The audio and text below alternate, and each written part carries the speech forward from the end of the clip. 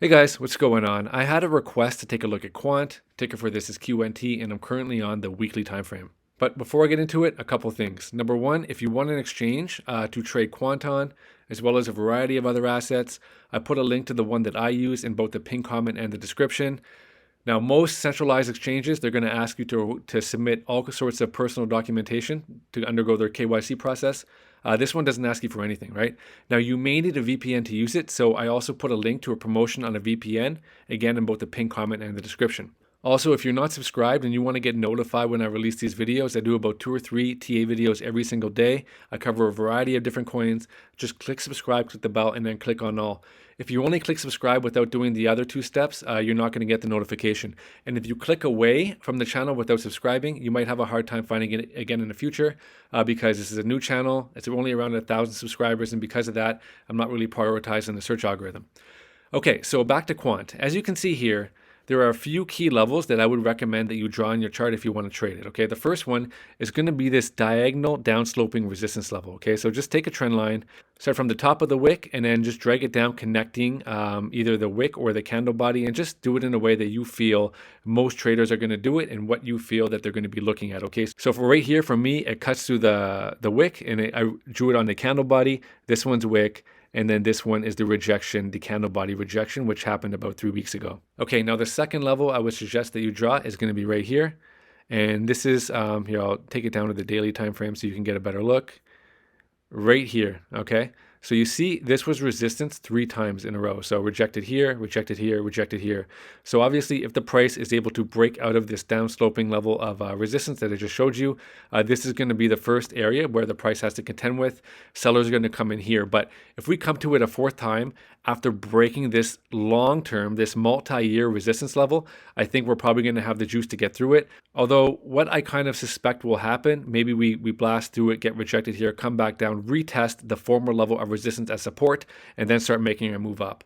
And again, that's pending a break. That's pending a break of this long-standing diagonal level of resistance right here. The next level that I would recommend that you draw is our current support level, right? And that is this line right here. And the way I got that, I just took a Fibonacci retracement tool. So right here, identify the swing low right here, click, drag it up to the top, the swing high, and that's going to give you these retracement regions, right? So right now we were at the 50% retracement level. One thing I want to point out, guys, is I prioritize, when I'm looking for my directional bias, I prioritize the weekly time frame as opposed to any other time frame. And the reason being, if you're only looking at the daily chart and you saw the price come down here, you're going to think, oh no, we lost the level. But actually, the buyer stepped in last minute, bought this up, the level was defended, and this basically just appears as a long wick on the weekly.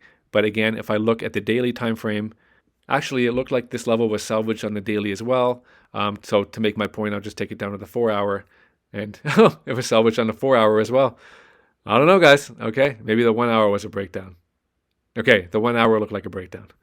Yeah, the buyers, as soon as this level broke, buyers stepped in and defended it. So I think this is a very strong level, this 50% retracement.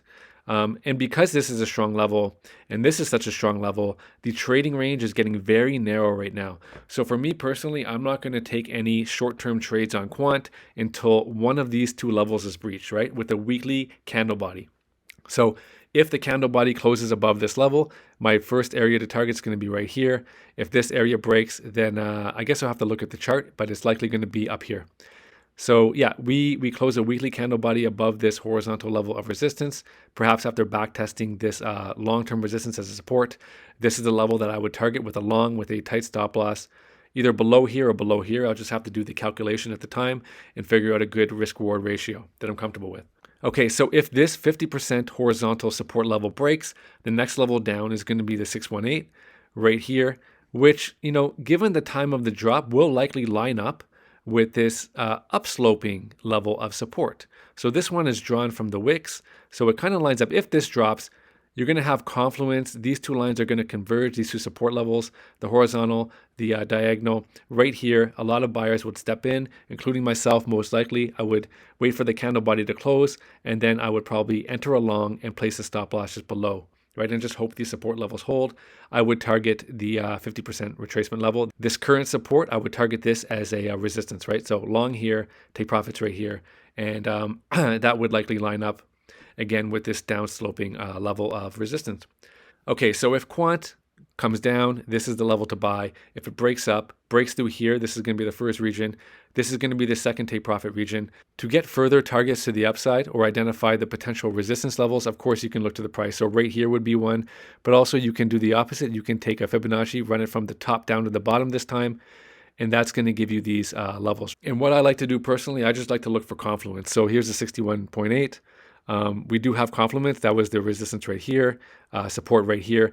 And then if we start closing a weekly candle above this level, I'm going to target the next level up to 78.6 or 786, which would be around $258. Okay, so let's get rid of that. Now, one thing that's interesting, this upsloping level of support, I have it drawn from the wicks, just so I don't get faked out. You know, normally I like to look at the candle bodies, but I want to know that if this support line breaks, beyond this, then I know this support has been completely invalidated and it will now be the resistance, right? If I draw it from the candle bodies like this, so candle body, this could be a support level, but I would still anticipate maybe the wick's going to come down to the 61.8 right here, and then the candle body will close above it. That would be a very bullish sign if that happened, even if the price wicked below it. But yeah, these are the levels for Quant. The trading range right now is very tight. I'm not looking to enter unless we break either up or down. But yeah, guys, that about wraps it. Hopefully you found it helpful. If you did and you want to get notified when I release more of these videos, click subscribe, click the bell, click on all if you want a place to trade it. The links are in the pinned comment and the description.